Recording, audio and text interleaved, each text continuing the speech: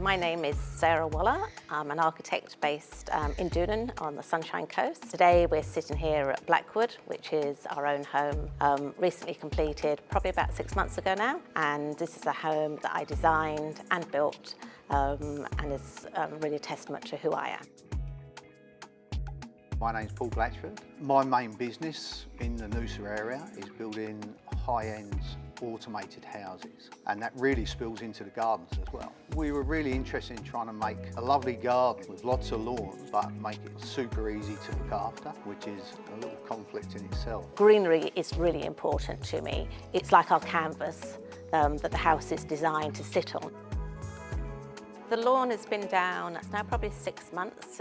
We've had the Automowers working away on it for the last 2 or 3 months, and we've noticed that there's been a progression in the quality of the lawn and of the cut. They've sort of risen to all the challenges of the steep incline that we have from the road, and then we've got immaculate flat areas, and then it sort of mellows into the landscape and onto the golf course, where we have a large body of water and a dam, so it copes with all scenarios.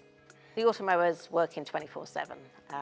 We obviously need downtime, but the Automower doesn't. He just needs to go back into his dock, have a little rest, get charged, and then out they go again. And there is actually an area of the lawn where the two Husqvarnas actually meet, and so it's like big brother and little brother meeting on the lawn, and then they just go off on their separate directions. The Automower connector allows us to go away, and I can see exactly where they are, what they're doing.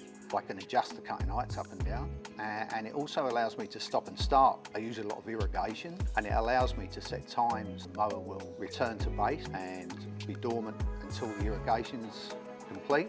Then it goes back out automatically. You know, it's fully scheduled. We're really pleased with the sustainability of the Automower. We don't have to worry about fuel and refueling the machine. We barely hear it at all.